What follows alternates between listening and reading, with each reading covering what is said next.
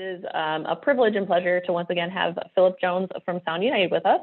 He is the Director of Global Brand Activation for Sound United. Of course, Sound United includes a wealth of fantastic brands. The ones we're focusing on today are Denon and Marantz. We also have Bowers & Wilkins that is now under Sound United as far as some of our core brands that we carry. So yeah, Phil, it is such a pleasure to have you again. You always have such a great information, and our clients and our staff alike love hearing you speak. So I'm excited about the new products that you have to share with us today. Oh, thank you. So we do have a lot to cover, or we could spend hours and hours and hours covering stuff. And I have a feeling, even if we talk for 90 minutes, we're only going to cover just the tip of the iceberg. So we actually want to let everybody know that we have I have a training station, a channel on YouTube. If you go to YouTube and you look up Sound United Training, which I will give you a link to after, we do extensive sessions on some of the topics we're going to be talking about here today, including HDMI 2.1, Dts X Pro, Odyssey, and all of the new features that are found on something like an AV8805. So, for example, I'm actually in our new theater space, and this is our new reference theater in our global headquarters in San Diego. And we just built this facility actually a couple of months ago. We're just finalizing this facility. And in this facility, it's a really beautiful building. It's going to highlight all of our brands. And we also have a reference theater here that we can actually use to bring people in and check out some of the coolest technologies that are offered from our different companies. Now, I get asked a lot about the brand itself. And so we want to talk a little bit about the brand and how does all this fit together, which is something that people ask me about all the time. So the first thing is, if we go back and we look at our lineup of brands, we have a large lineup of brands under our portfolio. So if you look at it, like they mentioned, we have Denon, Marantz, Class A, Bowers & Wilkins, all of these different brands under our particular portfolio. And we get asked a lot, how do you keep all these brands separate and unique? And the best way to think of our company is like the Volkswagen Group. The Volkswagen Group has multiple brands: Volkswagen, Audi, Bentley, Bugatti, Lamborghini. All of these brands have a unique character, and we do that as well. While all these brands are under the same umbrella, each brand is given their own flexibility to design their audio products the way that they believe is the best way. The same way as the Volkswagen Group allows Lamborghini to build a car the way they want to build a car, and they allow Bentley to build a car their way. The benefit of having all the brands together in one thing, even if you are looking at a consumer electronics brands like our brands under Sound United, is we could take all of those common functionality, all of those things that are common that every receiver or speaker needs to do, or soundbar. For example, everybody wants Bluetooth. It's got to have good HDMI. It's got to have the latest in surround sound formats. It has to have a wireless music distribution system. All of those things are required. Doesn't matter whether you're buying a receiver or an audio product that costs $500 or you're buying a piece that costs $10,000, people still want HDMI switching. So all of those common things can be done by a larger company, which frees up each brand to work on the things that make their brands unique. For example, if you look at a Denon and Marantz receivers, or the Denon flagship receiver versus a Marantz Pre-Pro, you will see that the components inside of those boxes are different because they both take different approaches. Denon has their audio circuitry and Marantz has their audio circuitry. And on top of that, there's actually two different sound tuning teams. One team is responsible for Marantz, and his team listens to everything before it gets a Marantz logo on it to make sure that it meets their standards, and the Denon team as well. So you will see that they have a little bit of a different sonic signature. Which one do you like? Which one's the best? It's the one that you like. but we want to maintain the characteristics of our brands. And it also applies to our speaker brands too, by the way, because we acquired Bowers about a year ago, and we are dedicated to keeping Bowers, and letting Polk do what they do and let Definitive do what they do. So that way, you know that when you're buying a Bowers speaker, just know that you have all of that history behind Bowers. You have all of that history behind Marantz. You have all that history behind Denon, but you have a big company backing them up when it comes to engineering and resources.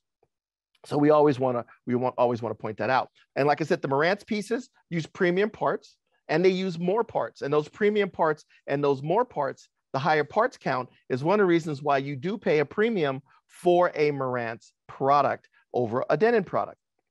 So we're in this building, and we have all of these different products in here. And our goal is to highlight what makes each brand special.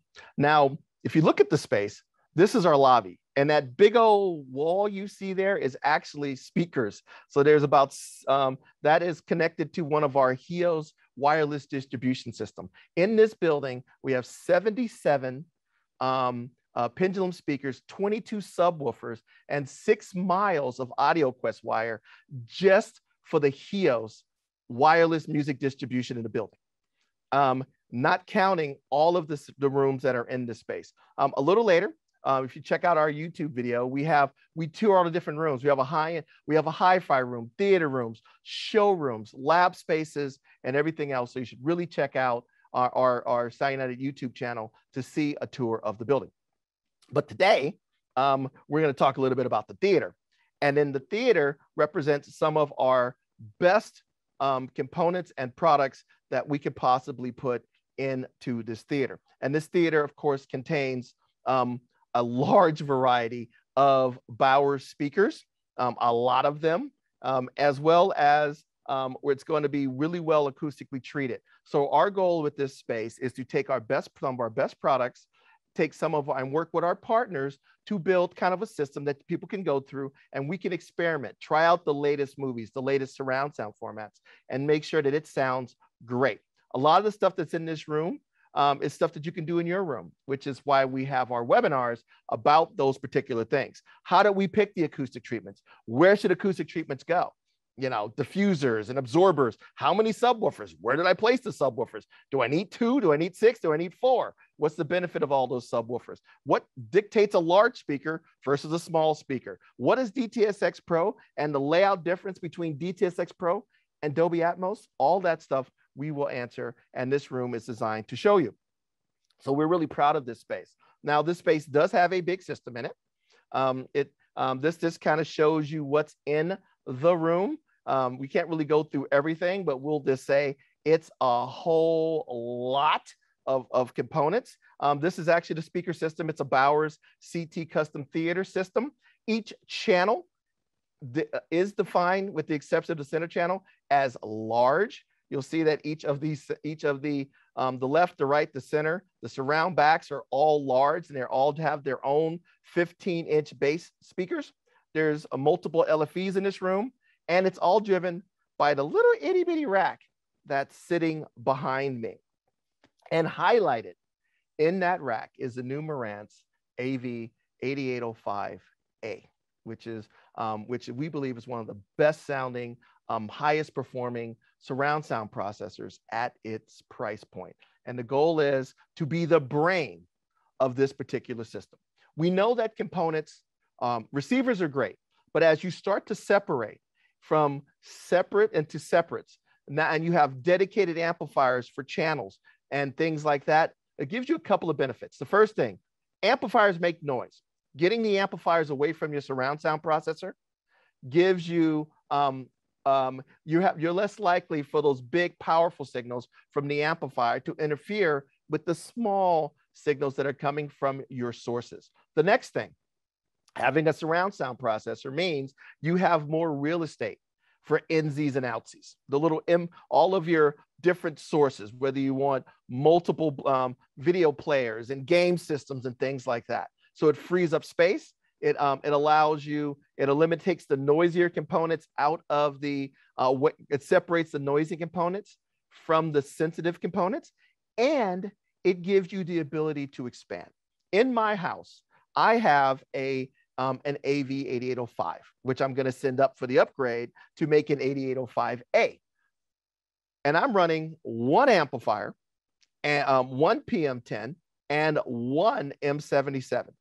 But if I want to expand that system to something you see here, I don't have to replace that surround sound receiver. I just go out and buy more amplifiers. I want more power. If I want to change the, if I need more channels, I can just buy more amplifiers. So I'm a big fan of surround sound processing. A lot of stuff in this room. If you want to check it out, check out the YouTube video. We'll talk about all the different things that are in this room, including the amplifier stage and everything else. So this is being run, by the way, by behind me is back there is 4 PM10s to drive the tops, the larger speakers that are sitting on top of the 15, and the green lights down there, down there, are 1,000-watt amplifiers that drive the 15-inch speakers that the large speakers sit on. Room's not acoustically treated yet. It will be. We're actually doing that next week. So stand by. We got a webinar next week on acoustic treatments, and we're going to fully deck this room out. But the goal is to take it and have a place to really try out one of our AV8805s. Now, I will tell you, an AV8805, we originally started with an AV8805. There's a standard model. Now we have an AV8805A. And it isn't because that the older model could not support all of the capabilities of this particular space. It was because we went out and bought a high-end gaming PC, as well as and we want to utilize this gaming PC on this 85-inch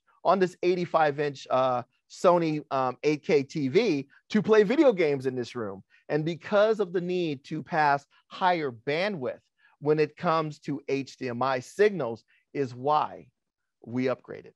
A lot of the features when it comes to that are found on, if you just have a 4K Blu-ray player and an Apple TV and a Roku, last year's model was great. If you want the flexibility of knowing that when 8K comes, or you want to go out and get a PlayStation or an Xbox or a hardcore gaming PC, you are ready to go. That is where an AV8805A or an a Denon AVR-X8500HA comes into play. So a couple of things we want to talk about too is when it comes to surround sound. One of the reasons why you buy a flagship Denon receiver like the 8500 or a flagship surround sound processor is because you want access to the latest and greatest surround sound formats. You want to have access to all of them. And one thing about Denon and Marantz products, we are one of the few companies, if not the only company, that supports all the popular immersive surround sound formats. Dolby Atmos, Dts X, Aural 3D, Imax Enhanced, Dts Virtual X, Dolby Speaker Virtualizer, and we are one of the first receivers to support Dts X Pro. Dts X Pro is, the benefit of Dts X Pro is the limitation of Dts X. Dts X in the past had nothing to do with the content. It had to do with the processing power and the licensing from DTS.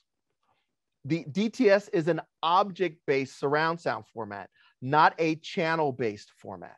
So the content supports a huge amount of channels, but there was not enough processing power or licensing to support it. So you were stuck, if you were using Dts X in the past, at 11 channels, 7.1.4.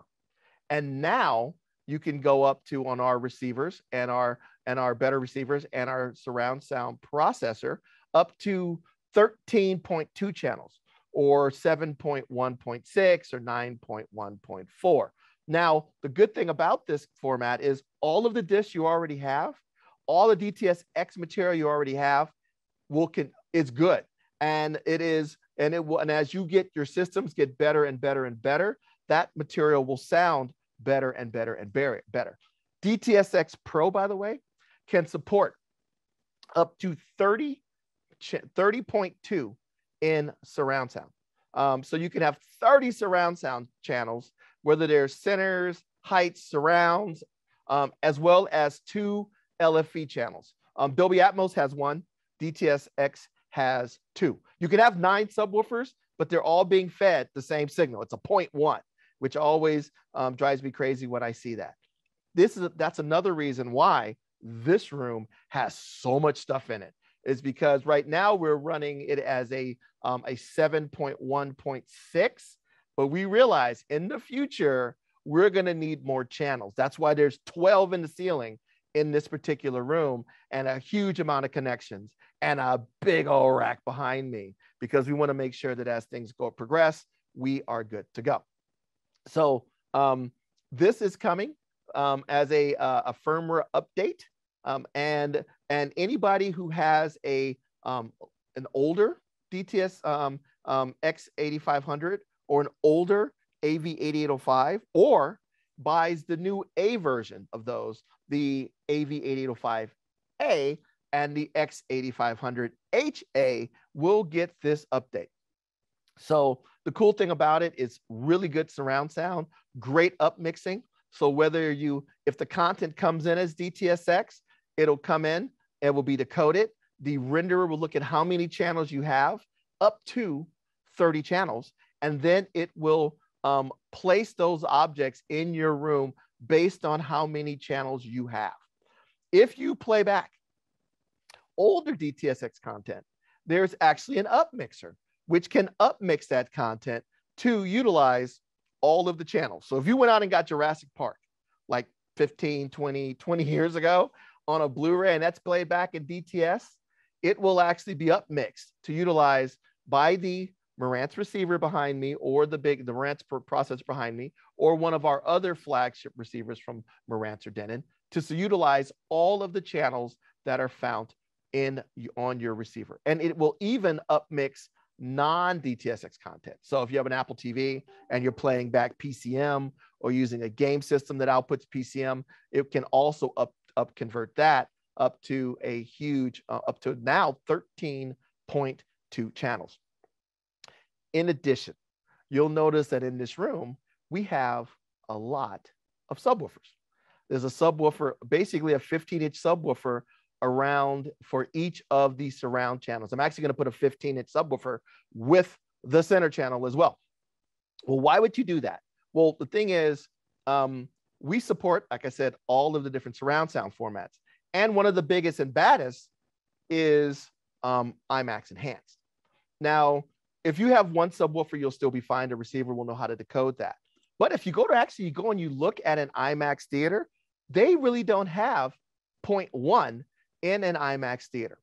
Every single channel is gigantic. So if you look at those IMAX speakers, that is the left, the right, the center, the left, rear, all of them are full range. Every speaker plays back full range. Now, DTS, IMAX, and Denon and Marantz realize not everybody's going to be able to put 15 subwoofers all the way around the room. And that is where the bass management comes in on our AVRs and on our surround sound processors. So it can take this IMAX mix, which is a 12.0, and divide it into a format that you probably have set up in your home. So instead of 12.0, we can do something like a 7.1.4 with a center front height and a top surround, which is really something that I want to point out to you guys. You're really going to dig. So the cool thing about Imax Enhanced is its base format is DTS X Pro. So you can have, so now you can do that, like I said, Dolby Atmos, DTS X Pro, Imax Enhanced, Aural 3D. So those are the big guys when it comes to surround sound formats. We at Sound United are surround sound agnostic. We don't care. which way you went out and bought your disc. We just want to make sure that we can support the format that you like. Because I've had major conversations with the engineering team and my buddies over at Bowers and our other teams about what's the best sounding surround sound format.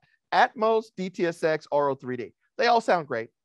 But the nice thing is if you buy a disc, you put the disc in, you know it's going to be optimized. Now, when we talk about these receivers, there's Dts X Pro and Imax Enhanced. I just want to let people know is a different surround sound layout than what you would normally see. If you have Dts X Pro or Imax Enhanced, the first thing you will get is now there is a center front height channel, which you can actually see on the left image. So you have a regular center channel and a center front height. Now, it depends on the reason why they do that is because in the IMAX theater, the screen is absolutely gigantic. So they use 2 center channels to make sure that the image fills the screen, the sound fills the screen properly.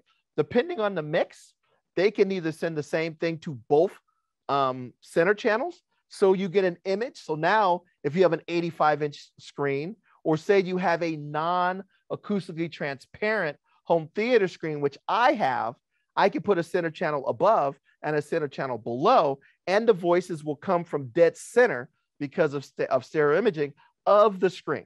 So you don't have to go out and buy an acoustically transparent screen.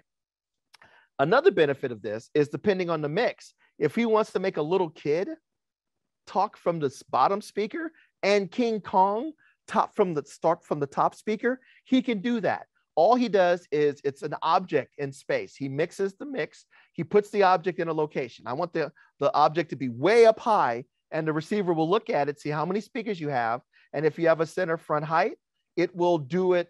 It will place it in that channel. If not, it'll use basically imaging by using your 2 center front heights to give you a phantom center front height.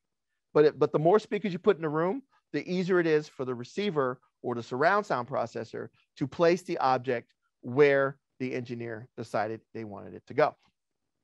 Moving on from that center front height. If you enable the Neural X, the up mixer, you will also have the access to a top surround. Or if you're an oral 3D guy, they call it the voice of God. And that sits directly above you. So if there's a helicopter circling above you, instead of your height speakers trying to make a phantom image of a helicopter above you, it just comes from the speaker above you, which is a really, really, really cool thing. But if you look at this layout is different than Adobe Atmos layout. It's similar to an oral 3D layout. Well, if you go out and buy one of our flagship receivers, say you went out and bought the one that has one of our AVRs, one of our receivers, like the top of the line Marantz or the top of the line Denon. You have the option, actually not top of the line, the 6700 Denon and the top of the line Marantz receiver. You have it has the ability to do 13 channels of processing as long as you have, and if you have an external amplifier, you can have 13 speakers in your room. Now, you can choose between the Dolby Atmos configuration, which has front heights, center speakers in the middle of the room on the ceiling or up on the wall, and a pair in the back. So that is your traditional 7.1.6 configuration. But you can also choose instead to do instead of that, a center front height, like we just talked about, and a top surround, which is still 7.2.6, but I'm just using the channels differently. So I can have a Dolby Atmos configuration or a configuration that is optimized for Dts X Pro, Imax Enhanced, and Oral 3D. So the next thing people say is, well, what if I want both configurations in my room? In order to do that, you would need 15 speaker outputs or 15 outputs for amplifiers. Ta-da! The X8500, while it has 13 channels of processing, and 13 amplifier channels, it has 15 speaker terminals, which means you can go into the menu and within a minute or so, switch from a Adobe Atmos configuration to an Auro 3D / Imax Enhanced / Dts X Pro configuration. On a receiver like the one behind, like on the AV8805 behind me, I have 15 channels of amplification connected. So I can switch. I have to go into the menu and change the amp configuration from the Dolby Atmos configuration when I'm doing demos to if I want to do an Auro 3D demo or a Dts X Pro demo or an Imax Enhanced demo. Do I have to do that? No. I could pick either one of these configurations, and whether I want a Dolby Atmos configuration, it'll do just fine for Dts X and all the other formats, or I could pick the Imax Enhanced configuration, and it'll sound great for Dolby Atmos. But for you geeks out there like me, I want the ability to switch. So, and that's one of the reasons why you buy a flagship, is because your tastes are basically, you don't want to compromise. And that is one of the benefits of this surround sound processor. So the cool thing is, regardless of where you put your speakers, the receiver will look, basically, it's an object-based, the information comes in object-based. It has a base layer of your traditional, maybe 7.1.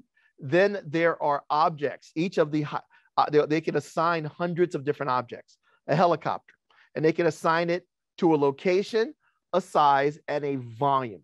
The receiver looks at it, or the processor looks at it, and by using its object audio renderer, it will look at how many speakers you have in your room and where they're located, and based on that information, place that object as close as they possibly can to that location that it should be at the proper size and the proper volume.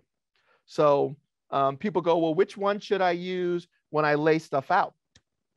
You could choose either one. If you look at these two drawings, you could see that a lot of the inputs, there's up to there's 24.1.10 for Dolby Atmos, and there's 30.2. And people go, well, what's the difference?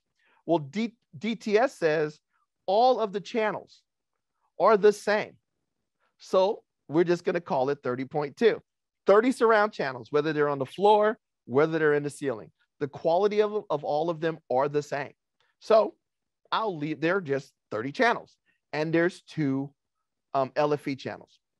Dolby Atmos kind of defines them as 24 on the floor and 10 in the ceiling. Basically, Dolby Atmos would be 34.1 if you wanted to label it the same way as DTS labels it, because both of them, all the channels are of the same quality, but Dolby just designates stuff above you and stuff around you, and Dts X just says they're all channels and that you can put them where you want to put them. Now, a lot of times when you look at the drawings, you go, well, they look different. Their locations are different. It's an illusion, people. If you look at where the positions are for most of these speakers, they are very similar. So this is a 7.1.4 Dolby Atmos and a 7.1.4 Dts X configuration. If you look at the Dolby Atmos one on the left, they give you a range that you can put the speaker. DTS just puts them in the graph equidistant. If I take the couch, that's the Dolby Atmos one, and I pull it to the middle of the room, it will magically look just like the Dts X one. So the layouts of these two formats are very, very, very similar. So what does that mean? Set up your room for probably Dolby Atmos. That's what I tell people to do. And it will work perfectly fine for both Dts X and Imax Enhanced, because that channel layout is consistent with both companies. All right. So people worry about that all the time. I tell dealers, I tell salespeople, I sell customers, set it up for Dolby Atmos configuration, and DTS will use it just fine. Dts X is actually coming in about 3 weeks to our facility, and we will cover this in hyper detail. Or you could check out the last time they were there. We were here on our Sign Edit YouTube channel, where I sat down with the VP of Dts X's engineering team, and he went through this in hyper detail. So we've been talking about all of these different surround sound formats. And we could do, actually, I'm trying to debate. Should we take a few questions now about what we covered before we roll into the next one? Because I bet you there may be some. So what do you think? Yeah, so we haven't had any come into the chat. I've been typing in there just to make sure that people remember to put them in there. So if anyone has a question, feel free to put it in there. We do have the one that was submitted ahead of time. Would you like me to read that one back to you? Yeah, please do. Yeah, okay. So I would like to know if there are any plans to release an AVR, not a pre-pro, that can output with internal amplification, 7 bass channels and 6 overheads. And then there's a follow-up to that. Okay, so the cool thing is now, because if you go out and buy the flagship Denon and Marantz receivers, remember they support 7 overheads, and I mean 6 overheads and 7 surrounds. Okay, currently. So if you go out right now, you already have that particular option. If you buy something like a AV6, like a Denon AVR-X8600 or a SR8015, it has 13 channels of processing. So you're going to have to go out and buy an external amplifier. Many people go out and buy an external amp to drive their mains and then use all the internal amplification to drive everything else. And now you have your 6 in the ceiling and your 7 around you. All right. If you buy an AVR-X8500H or 8500HA, that is the only receiver on the market that supports 13.2 out of the box. It has 13 channels of amplification and 13 channels of processing. And of course, the big boy behind me, if you go out, the AV8805 and AV8805A also support 7.1.6. Now, what's the second part of that question? So the second part is talking about providing more than 2 subwoofer outputs on future AVRs. So the person who submitted said, personally, I would like to see 6 to 8 sub outputs, all of which can be controlled by Odyssey. So tying into my first question, basically I'd like a receiver with enough discrete amp channels to output 7.8.6 and an Odyssey implementation to manage all those channels. Okay.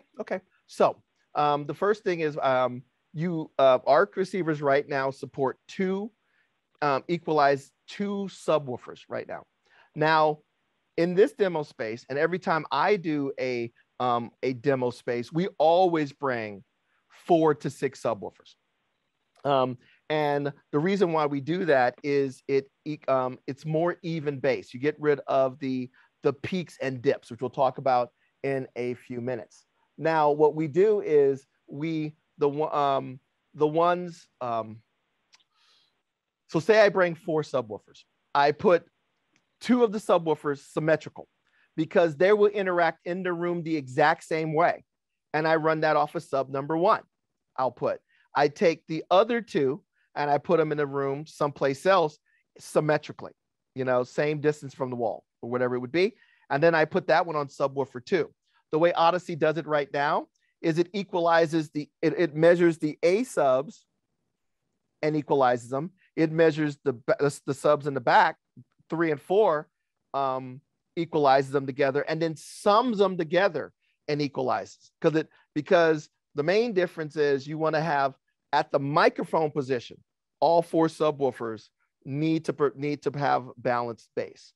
So could we add more subwoofers capabilities in the future? Yes, we can. But I have found in many cases just the ability to do 2, while many manufacturers are only offering 1. I will point that out. Many manufacturers are only offering 1 sub equalization. It may have 2 outputs, but it's just a Y connection in the receiver.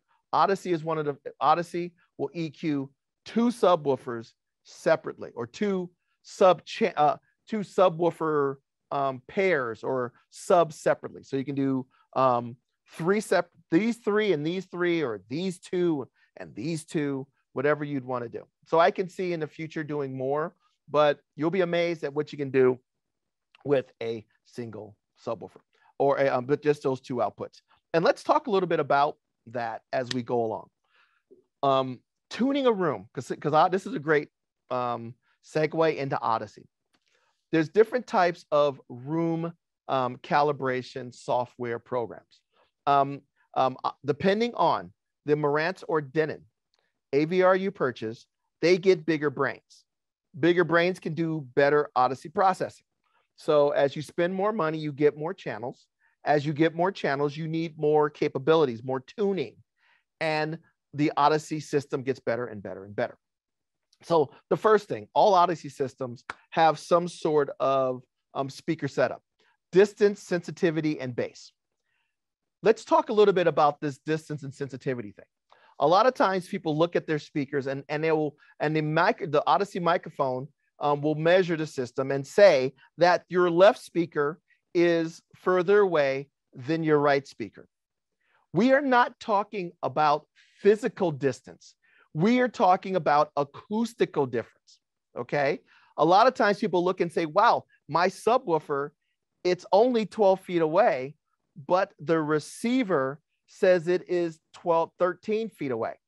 1 foot is a millisecond, okay? So by the time it comes out of your receiver, goes down your line, goes through any kind of DSP processing and crossovers in your subwoofer, there could be a little bit of a delay, which means the acoustic difference is further away than the physical distance.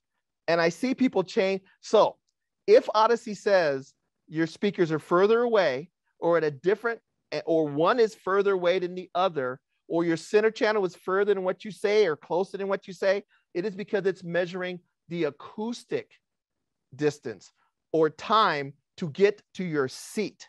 So I know people want to change that, but if you change that, you're affecting the timing. So it may look good to have everything, your left be 12 feet and your other left be 12 feet. And even though Odyssey said it, that other one is 13, you're affecting your timing. Okay. The next thing, levels. Sometimes the left may have a higher level setting than the right. There's a reason for that. One speaker may interact, one side of the room may absorb or interact differently than the other side. So one speaker, even though they have the same sensitivity, may be acoustically different when it comes to its output. So by you going in and changing that, you're affecting the balance. So if you see that Odyssey says that one speaker is further away and one speaker is louder than the other, like for your mains or your subwoofers, and it doesn't match your tape measure, trust the acoustic, because it's trying to make the room sound good, not match your tape measure. Okay, that's something that is very, very, very important. The next thing is bass extension. People say, oh my God, I bought this Odyssey system and it says my speakers are small. And I know your feelings are hurt, but acoustically, they are. Odyssey says if your speaker cannot play down to 20 hertz, it is a small speaker. I don't care if it's 8 feet tall, it's a small speaker. Even if your speaker is rated to play down to 20, it may not be able to play down to 20 in your room because of some acoustic differences or problems or issues, or just the acoustics of your room. So Odyssey looks at it and says, if it can't play all the way down to 20, it is a small speaker.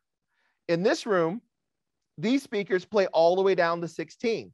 Why? Because there's a 15-inch subwoofer sitting down there under each channel. So this speaker is about 6 feet tall. It's a large speaker and it plays down to 16, and I'm running 1400 watts to it. Many of you do not have that. So going in and telling that receiver your speaker is large means that the receiver is going to send 20 hertz from that channel to your speaker, and your speaker may not be able to play that, and you're going to lose some bass response. So leave it, if it says small, leave it at small, and it will cross it over it, maybe send everything below 40 to the subwoofers. What you can do is, if in this room, when I ran the Odyssey, it said my speakers in the ceiling were small, and they could play down to 60 hertz. And they could, but the fact is I'm playing some of the craziest, loudest stuff. And every once in a while, we would reach the excursion of the speakers above. So we changed the crossover point from 60 to 80, just to make them easier for operation. So everything above 80 is now redirected to the subwoofer. Important point. People look at the numbers and they say, my speakers, this Odyssey's crazy. My speakers are large. The distances are off. It even says and even says the levels are different. There's a method to the madness. If you want to learn more about this, Jeff Clark, the head of Odyssey Engineering, was just here to do a 90-minute a webinar with us last week. Check it out on the SoundUnited.com or on our Sound United training channel on YouTube. It's pretty awesome. He explains this in hyper detail. After it does all this stuff, by the way, then it goes in and does all of your equalization and calibration. Depending on the level of Odyssey you have more filters or more bands that can be adjusted. The next thing, in order to get the best results, always, always, always measure 6 to 8 listening positions. It does not matter that it's only one person. Having more measurements gives the system a better opportunity to maximize the tuning. So make sure that you measure 6 to 8 positions. All right. Some other things it has: dynamic volume. That is for, say, night mode. You want to rock out on your theater, but at the same time, you don't want huge shifts in volume. So think of it as, so that's a night mode. Dynamic EQ is basically what it does is it takes the, at lower volumes, the human ear is less sensitive to bass and treble. As you turn it down, think of it as a multi-channel, second by second loudness control. So as it's playing, it will adjust the surround channel levels as well as your bass and treble channels at lower volumes, second by second, scene by scene, based on the volume that you have on your receiver, to give you more impact, a more immersive experience when you're not running your receiver at reference level. I will tell you 99% of you do not. If you go into a receiver and your receiver is a Denon or Marantz receiver is set from 0 to maybe 90, 80-ish is reference level. If your receiver is set to run from negative dB to maybe plus 10 dB, which is the dB level, 0 is reference level. Most of you never get there. So this ensures that you get an immersive experience even when you're not running it at reference level. Oh, this leads me to the other thing, reference level. People say, why does Odyssey sometimes put set my speakers to minus dB? The reason why it does that is because the goal is when you go to 0, you are playing at reference level. If your speakers are not very efficient, you may get a plus dB setting. And when you go to 0, it's reference level. If your speakers are very efficient, or you're playing a big system in a smaller room, it may reduce or attenuate the channel levels in the settings menu. So when you go to 0, it's reference level. There's a method to the madness. So when you see minus numbers, or you see difference in distances, or your speakers are set to small, or the channel levels are different, there's a reason why all of that is done. Okay, so Odyssey is a pretty powerful tool. Moving on from that, that brings up my man's question about these subwoofers. As you move up the lineup into the better Odyssey programming processing that's found in something like an X8500 or an AV8805, it can EQ two subwoofers independently, or two subs independently, or two sub pairs independently, to help you get more even and even bass distribution. And there's even a mode in here called low frequency containment. Well, what Odyssey did is they found out what bass notes resonate through drywall.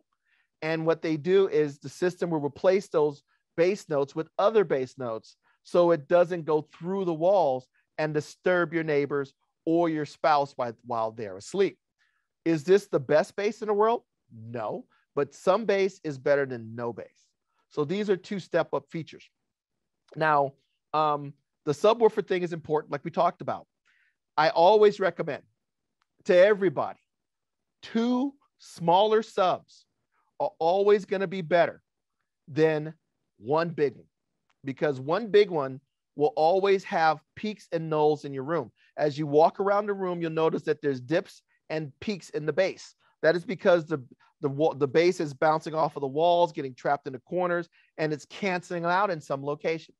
So by using 1 subwoofer, you're going to have big peaks and nulls. Now, an equalization can only EQ so much. If it's a huge dip, it can't take it out, okay? So the best way to do it is to use multiple subwoofers. Multiple subwoofers cancel out problems. So if you look at this picture right here, the blue is subwoofer A, and the red is subwoofer B. If you look, they have different peaks and nulls. The green is the summation of those 2 subwoofers. And by using 2 subs, you not only get more bass, 2 10s are easily the equivalent of a 15, but you also get more even bass all around the room. So we always recommend using multiple subs. Tip from me to you, okay? As you move up in Odyssey, like we talk about, different levels of Odyssey, an entry-level receiver, like maybe an entry-level Denon, may only have the bronze level Odyssey. Pretty much every Marantz starts with silver, and the flagship, the better models that have have 11 channels or more, pretty much have the platinum, which gives you more equalization, multi-EQ, or multi-EQ, or multi-Q. I always get that right. Multi-Q, it gives you 32. This means more filters, more levels that they can be adjusted. Plus you get the dual subwoofers and the low frequency containment. One last tip, if you can, use the app. Anybody that's buying a $4,400 receiver or a $4,400 surround sound processor and amplifiers, spend the $20 on the app. The app gives you so much more capabilities than you would get from, of course, everybody calls me when I'm trying to do my meetings. Don't call me. Don't call me. Hold on a second. I apologize, because I know they will continue to call me for the duration, and I don't want to talk to them. All right. So the processor gives you, doing it this way gives you more capabilities. Number one, the receiver has very powerful, has a big brain, but your smartphone is more powerful than a laptop was 4 years ago. It has more power than what sent the man to the moon or the rover to Mars when they built those things. So your phone is going to do a little bit better job doing the calculations. On top of that, you're going to get a lot more adjustability. You can adjust, you can make your own EQ curves. You can determine where you want the Odyssey to work, and you get to adjust each channel, and you get to see the differences and the benefits of each channel. To learn more about this, check out my interview with Jeff Clark, and we go into this Odyssey app in hyper detail and show you ways that you can really optimize and tweak your system using this app. And the app only costs $20 from the Android store or the Apple store. All right. We talked about this. Make sure 8 positions. Use a tripod. Even if you don't have a tripod, we give you an origami tripod. If you put the microphone on the couch, it will EQ for your butt, not your head. Put it where you're listening, where your ears are, okay? And use multiple positions to give your system a better idea of what's going on in the space. You can have multiple settings. So in my space, I have multiples. I have the Odyssey's microphone set up for a sweet spot, and I literally call it boss mode. And okay, then I have one set up for a wide area. So if I have multiple people in this room, it takes me a minute to load the 2 different settings. So when they say, Phil, the boss is coming, I can put boss mode on and say, boss, sit right here. and the room sounds all awesome for one person.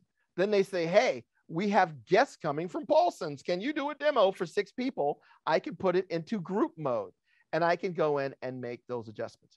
So this app allows you on a X8500 and an AV8805 or any Denon and Marantz thing to have multiple settings. You can experiment and you can quickly mix them or switch them in and out. By the way, if you move up to, if you look at some of our newer receivers below, like the 6700 and the 8015, the receiver will actually store 2 of those settings in the receiver inside of itself.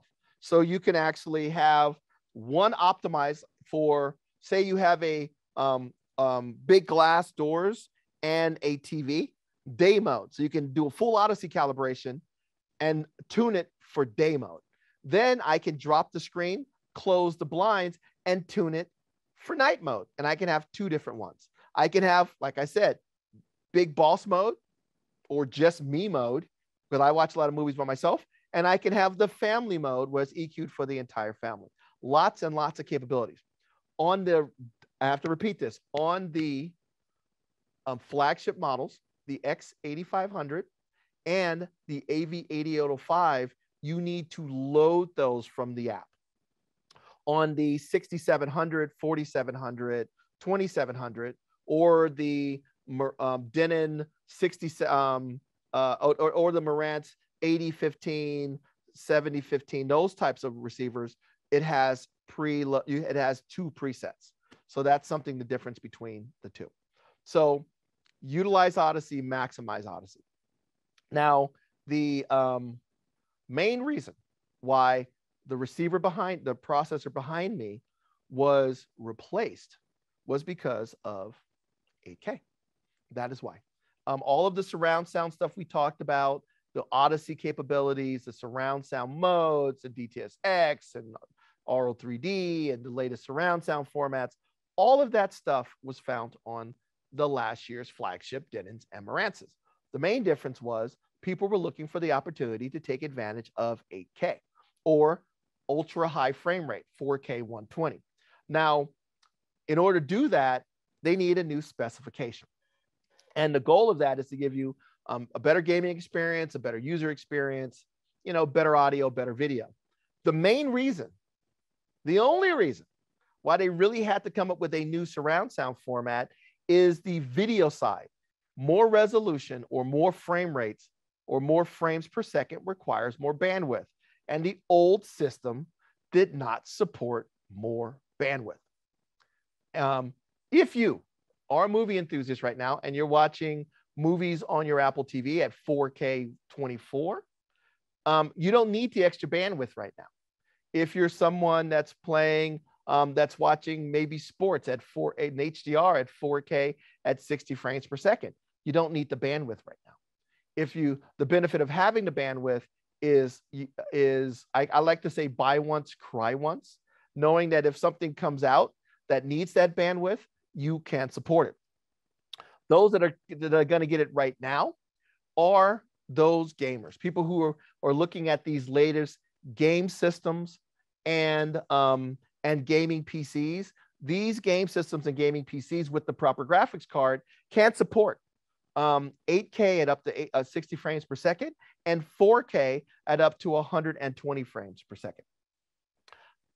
Our Denon, the new flagship Denon and Marantz receivers support these formats on the Apple, on all of these gaming devices. Some of our earlier pieces, when they first came out, had an issue supporting one or a few, not actually more, let's be honest, one of the available sources. All the other sources, no problem. And we have a solution for that for customers who have bought those earlier models.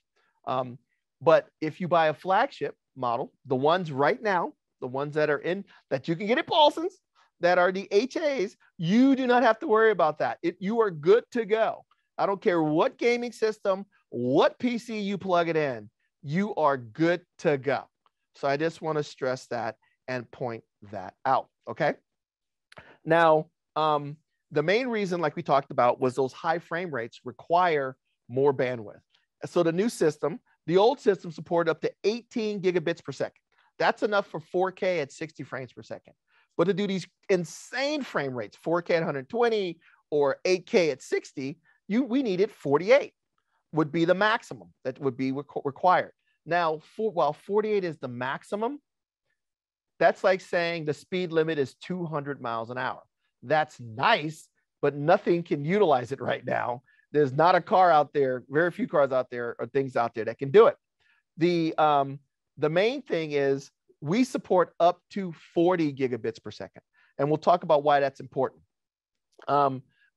So moving up to an A series from last year's flagship Denon and Marantz, you get 4K 120 and 8K 60 pass-through at up to 40 gigabits per second. All of the latest HDMI 2.1 features, variable refresh rate, auto low latency, quick media switching, quick frame transport, dynamic HDR, HDR10 plus. If you don't know what that stuff is, I have two 90-minute webinars specifically on HDMI 2.1 and what the heck all those logos mean. What is QFT and why should I care? What is auto low latency mode? What is variable refresh rate? What is quick media switching? So if you want to go into those, you can go right down that rabbit hole with me when it comes to HDMI 2.1. We offer upscaling. So this can upscale HD and 4K all the way up to 8K.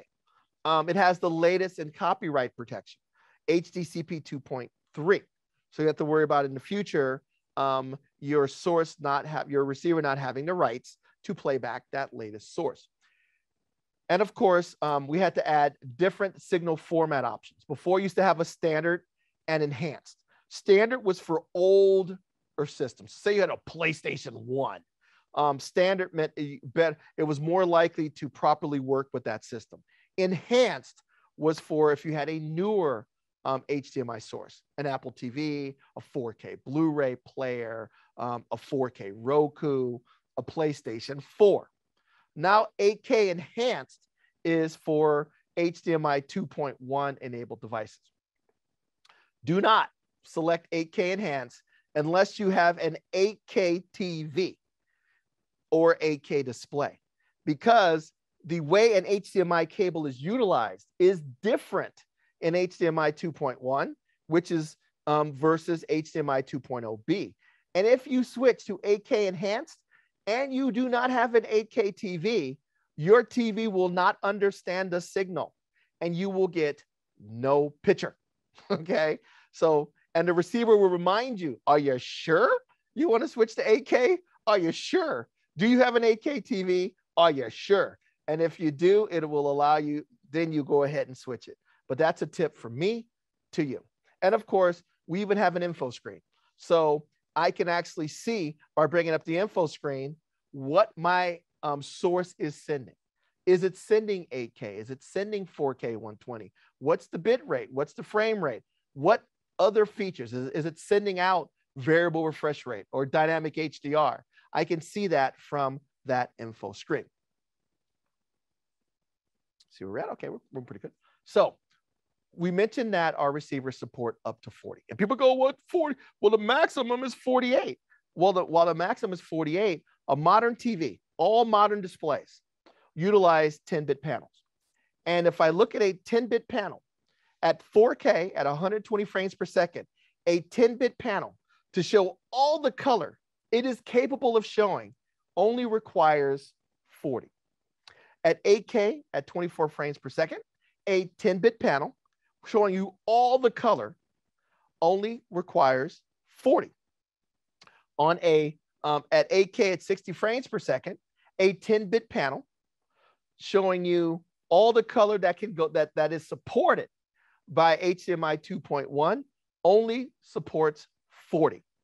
I know pretty well. I actually, besides this job, I'm actually my hobby is reviewing projectors, and I will tell you that their 10-bit panels are going to be the standard for a long time. Okay, so 40 is going to be more than enough for most of the panels you're going to buy in the foreseeable future. And it also includes projectors.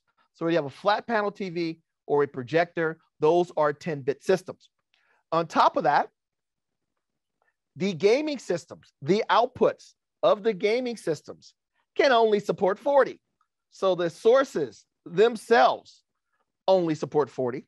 The displays themselves only support 40. So being able to pass 40 means you will get every ounce of color and resolution performance from that game system that your display, that any modern display can actually utilize. All right.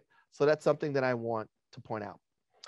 We also mentioned before that before you switch to this standard, it will remind you that you have to have an HDMI 2.1 TV before you switch to 8K enhanced. Okay. Because if you do that and you have an older TV that is not an HDMI 2.1 TV, the TV will not understand what is coming from the receiver. All right. So that's another tip. And of course, you know, these manufacturers are selling lots of HDMI 2.1 TVs and 8K TVs, but a lot of 2.1 has nothing to do with frame rate. We talked about all of those different logos. Well, let's summarize some of them real quick. Variable refresh rate. You're playing a game. The computer, depending on how complex the scene is, can only render frames so fast. So if it's a stick figure, it can render 120 frames per second, no problem. But if it's a forest, it may not be able to do that. So what happens is the game system speeds up and tells the TV to change its refresh rate based on how fast it can draw the video. So when you're playing a game, the maximum is 120 frames per second, but most likely on complex scenes, you may only be getting, depending on your game system's processing power, 35 or 47 or 57, depending on what's going on. The next thing, quick frame transport. Before, after the computer or the video system created the image, it had to wait for the next time slot in the HDMI signal flow to send the signal. It does not have to do that anymore. So the second it draws the signal, it creates the image, it just sends it off to the TV. So think of it like a conveyor belt. Say you were building widgets and you were going to put the widget in a box. Even if you're super fast, you have to wait for the next box before you can put the item in. Now there's no boxes on the conveyor belt. It's just a conveyor belt. So as fast or as slow as you can make a widget, as soon as you get done, you can just put it on the conveyor belt and send it off its way. Really helps with gaming. Ensures that the game, that you see it as quickly as possible, which gives you a gaming advantage. All right. Auto low latency mode. Every TV from the last 4 or 5 years has a game mode. Every projector has a game mode. All our Denon and Marantz receivers also have a game mode, but you have to manually go in and change them in the past. With auto low latency mode, if I'm playing Netflix on my PlayStation, all of my video enhancements are on and the TV is in cinema mode. The second I switch it to play a video game, the TV will switch to game mode, the receiver will switch to game mode, and you get quicker response time, which will give you an edge when you play video games. So as a customer, what do you get? You get optimized video for watching a movie, and you get optimized gaming for playing games automatically. You don't have to do anything. And that's the benefit of auto latency mode. The next one, dynamic HDR. Dynamic HDR means most displays cannot show you all of the brightness information found in HDR content. So it has to apply what's called tone mapping. And it's basically a compromise between trying to maintain all of the highlights in the sky and full screen brightness, the brightness of the scene. With dynamic HDR, the signal is measured second by second, frame by frame, scene by scene, and that tone mapping is adjusted. So you get an optimized viewing experience, whether you're looking at a bright scene or a dark scene. The two that you may be familiar with is Dolby Vision and HDR10+. Think of those companies as Coca-Cola and Pepsi-Cola. What dynamic HDR is a white can that says cola. It is generic.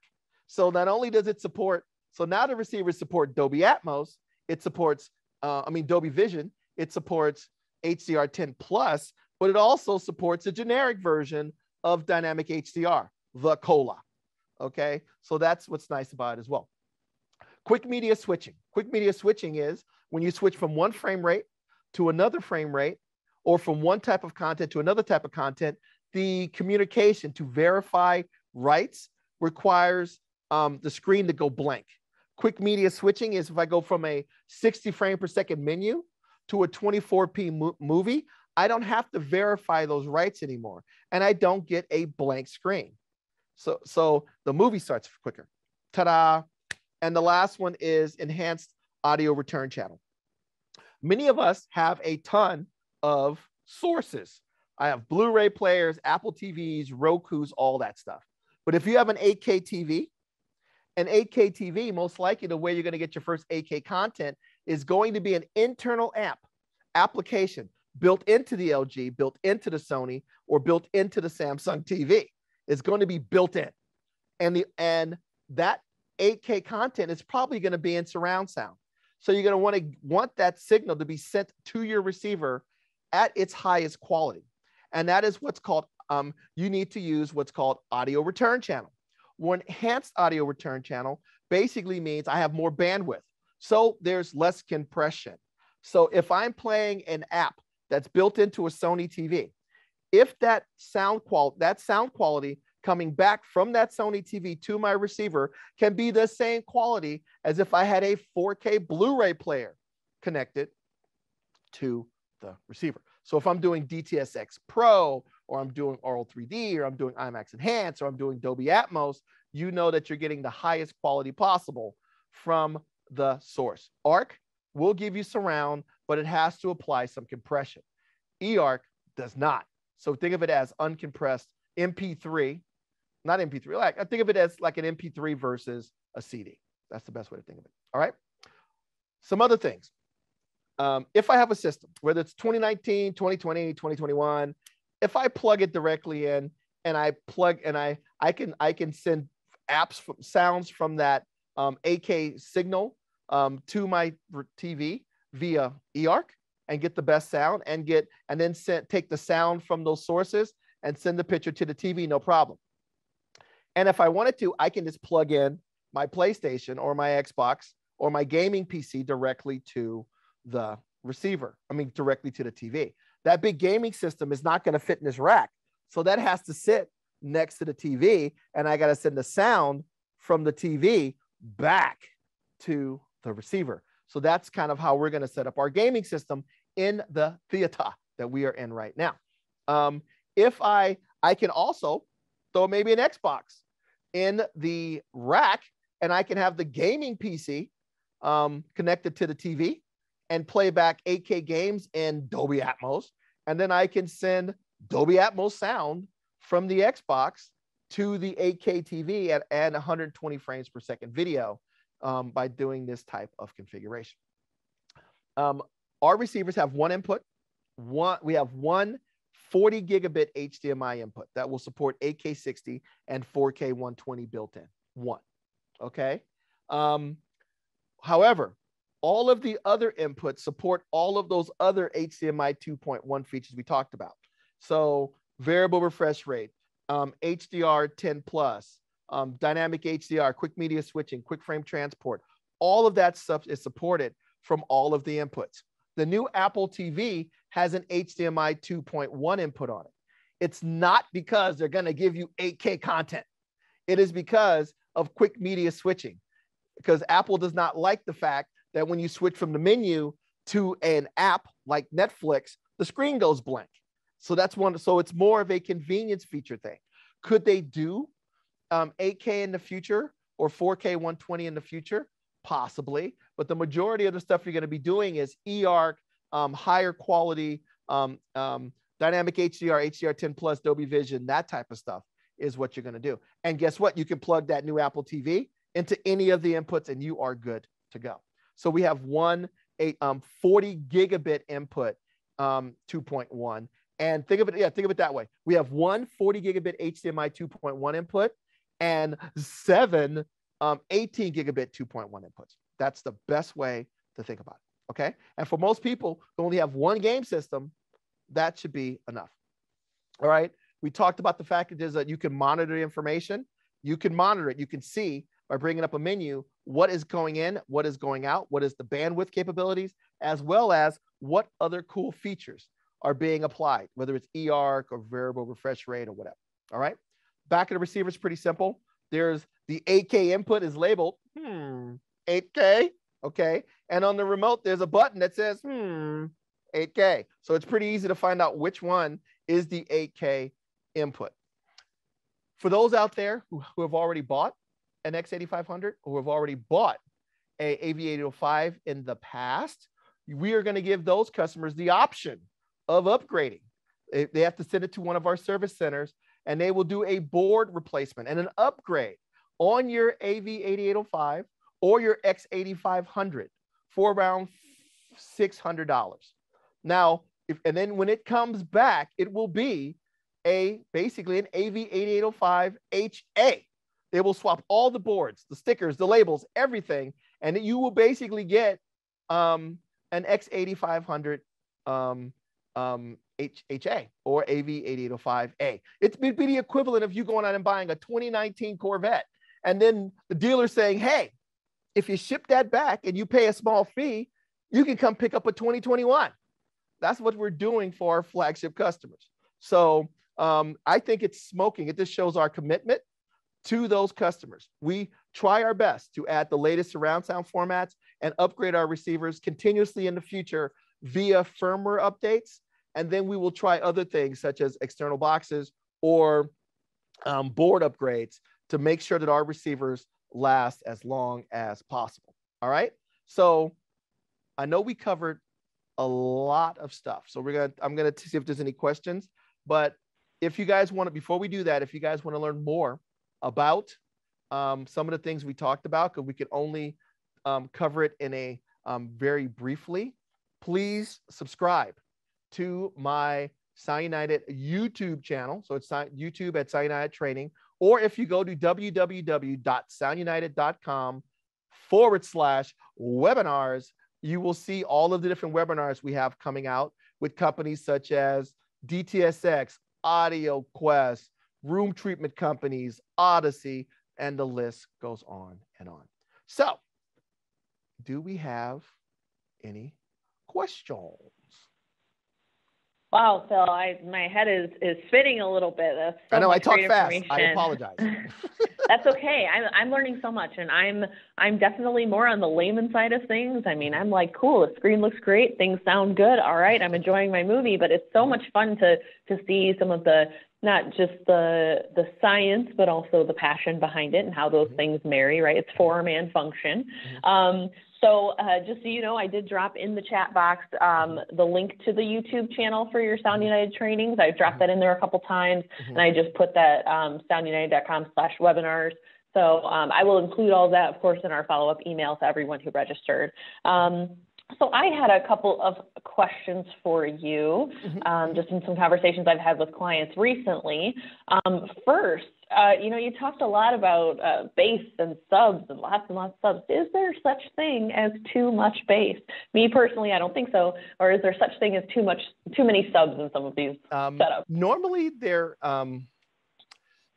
you can have too much bass. It's hard to have too many subs because if you think about it, I put one subwoofer here, it has this type of response. I put another subwoofer and it has this type of response. And what happens is as you add more subwoofers, if you add 2 subwoofers in your room, your bass will get more even. You add 2 more, your bass will get even more even around the room. We're not talking, most of the time, if you're one person sitting in your room, I can make that one seat sound pretty good with one subwoofer. With 2 subwoofers, I can make that one seat, that sweet spot, sound amazing. With 4 subwoofers, I can make a theater with 4 rows sound amazing. So that's the best Gotcha. way I can explain it. Yeah. Is more even bass throughout the room and less peaks and dips. Awesome. Yeah, and make sure you calibrate it to your ears, not your butt. I love that. Not your butt. And trust the microphone. You know, yeah. people don't want to trust the microphone. Trust the microphone. Yeah, we always say, you know, measure twice, cut once. It's like measure twice, but then measure 8 times and trust the mic. Yeah, there you go. All right, that's the best way. So with these two new products, you know, the Denon and the Marantz new pieces, do you feel that either or both of those are a solution to any kind of ongoing problems or challenges, or we wish we could, or anything like that with previous versions? Do you feel like they answer any big challenges? Well, the main thing is people are desiring, you know, a lot of times the quality of the amplifiers are good. What changes and makes us need to do upgrades is always about video switching, surround sound processing, and things like that. So little thing, I think that with the capabilities of these receivers, you will be good for a very, very long time. I have, like I said, right now an AV8805, but I only have a PlayStation 4. So, and I'm not sure if I'm going to put a game system in there. I can't get one. So there is no, but I was going to say, if you find some, let me know. I know, but I do know that if I ever do get a game system, that I have the peace of mind of knowing that I can upgrade it, which really makes it nice. That goes back to my buy once, cry once type of mentality, type of thing. So the main thing is more channels and more capability to work with more sources. So that's one of the benefits of why you would go. And right now, the real reason to step up right now is what's changing the most rapidly is the video side of the world. So if you're someone that in this room, I have a Sony 85-inch Z9, Z something. And then I also have the big JVC RS3000 in this space, which is their 8K shifting projector. In this room, it'll be a long time before I'm going to need to replace that AV8805HA, because it's going to be able to cover me for when it comes to source inputs and capabilities of the displays for a very, very long time. Yeah, that's a great point. You know, I think the number of sources and the flexibility, be able to try new things as they come out. You know, like you said, the video side of things seems to be the area of the industry that is changing most rapidly and offering opportunities to add to systems. So that's a great point. That's something that our clients have brought up in the past is, you know, well, I think, you know, I might go with this one, but I want some more outputs. I want some more options. What if something else comes out? So that's really, really great.